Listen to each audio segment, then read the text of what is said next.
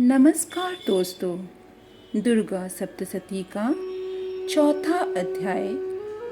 चौथा अध्याय पढ़ने से पूर्व मैं यह बता दूं कि दुर्गा सप्तशती का चौथा अध्याय पढ़ने से धन, सुंदर जीवन साथी तथा रिद्धि सिद्धि की प्राप्ति होती है। इंद्र आदि देवताओं द्वारा देवी की स्तुति। ऋषि बोले, अत्यंत पराक्रमी उस दुरात्मा महिषासुर एवं उसकी सेना के देवी द्वारा मारे जाने पर इंद्र आदि देवतागण अपनी वाणियों द्वारा देवी जी की स्तुति करने लगे। जिस देवी जी ने अपनी शक्ति से सारा जगत को व्याप्त कर लिया है, जिसका स्वरूप सभी देवताओं का समूह है, सभी देवता एवं महर्षि जिसकी पूजा किया करते हैं, उस अंबिका देवी को हम प्रणाम करते हैं। वही देवी हमारा मंगल करे। जिसके अतुल प्रभाव को एवं बल को भगवान शेषनाग, ब्रह्मा तथा हरि भी नहीं कह सकते, वही चंडिका देवी सारे जगत को पालन के लिए तथा अमंगल के भय से नाश का विचार करे।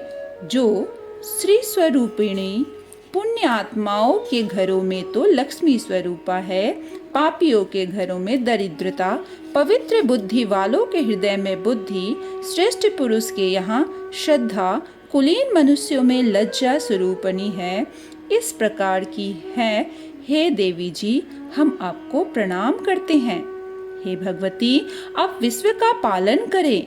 हे मातेश्वरी, आपको इन अचिंत्य रूप का असुरों के क्षय करने वाले आपके महान पराक्रम का एवं देवता तथा असुरों के सामने संग्राम में किए गए आपके अद्भुत चरित्रों का वर्णन हम किस प्रकार कर सकते हैं। हे भगवती, आप संपूर्ण जग का कारण हो। सत्व, रज, तम इन तीनों गुणों वाली होते हुए भी आप अज्ञेय हो। दोषों के कारण हम लोग आपको जान ही नहीं सकते। हम तो क्या, विष्णु, शिव आदि भी आपको पार नहीं पा सकते। आप सबकी आश्रय हो एवं आप आद्या, अव्यकृता, परा, प्रकृति हो। हे देवी जी, सभी यज्ञों में जिसके उच्चारण करने से सभी देवता तृप्त हो, आप ऐसा अचिंत्य महाव्रत स्वरूपा हो। और आप असंग हो। कैटभ दैत्य के शत्रु विष्णु के वक्ष स्थल पर निवास करने वाली आप लक्ष्मी स्वरूपा हो एवं चंद्रमा को मस्तक पर धारण करने वाले भगवान शंकर से सम्मानित आप गौरी हो। यद्यपि आपका मुख सुंदर तथा परिपूर्ण चंद्रमा का अनुकरण करने वाला निर्मल मंद मुस्कान से शोभित है। इस प्रकार के निर्मल मंद मुस्कान से शोभित चंद्रमुख को देखकर क्रोध से परिपूर्ण महिषासुर ने झट ही आप पर प्रहार किया। यह एक अद्भुत बात है। उससे भी अतीव अद्भुत एवं विचित्र बात तो यह है कि जब वह मुख क्रोध से युक्त था, उदय होते हुए चंद्रमा की भांति लाल लाल था, तनी हुई भौहें अति विकराल थी। ऐसा देखकर महिषासुर ने अपने प्राण तुरंत वहीं पर नहीं छोड़ दिए।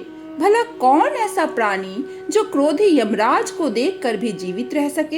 हे देवी जी, आप प्रसन्न हो। सर्वदा उन्नति दाता देवी जी, आप जिन पर प्रसन्न ही हैं, वे ही सभी देशों में आदर पाते हैं। उन्हें ही धन तथा यश मिलता है। हे देवी, आपकी कृपा द्वारा ही पुण्यात्मा पुरुष सभी धर्म संबंधी कार्य प्रतिदिन किया करते हैं। आपकी कृपा से उसे स्वर्ण लाभ होता है। इसी कारण आप तीनों लोकों में फल देने वाली हो। आपके से बढ़कर कौन है। सबके लिए उपकार करने वाली हो। आप सर्वदा दयामयी हो। इन राक्षसों के वध करने से जगत सुख हो। ये राक्षस कभी नरक के लिए चिरकाल तक भले ही पाप करते रहे हो। संग्राम में इनका वध आपने इसलिए किया कि मुझसे मारे हुए ये स्वर्ग चले जाए। यही मन में रखकर हे देवी, आप पापियों का वध करती हो आप असुरों को केवल देखने मात्र से भस्म क्यों नहीं करती? शत्रुओं पर शस्त्रों का प्रहार क्यों कर दिया करती हो? इसका भी कारण है, क्योंकि शत्रुगण मेरे शस्त्रों से मरकर पवित्र होकर उत्तम लोकों में पहुँचे। इस प्रकार आपके यह विचार अत्युत्तम है। आपका शील स्वभाव दुराचारियों के दुष्ट स्वभाव को निवृत्त करने वाला है और आपका रूप अचिंत्य है। उसकी अन्य किसी के साथ तुलना ही नहीं हो सकती। आपका पराक्रम तो देवताओं के पराक्रम को नाश करने वाला और दैत्यों का नाश करने वाला है। इसी प्रकार आप शत्रुओं पर भी दया किया करती हो। आपके पराक्रम की तुलना हे देवी किसके साथ हो सकती है? और आपके रूप भी तो परम मनोहर है, परंतु शत्रुओं को भयदायक है। हे वरदायनी, त्रिलोकी भर में यह आप में ही दिखाई देते हैं।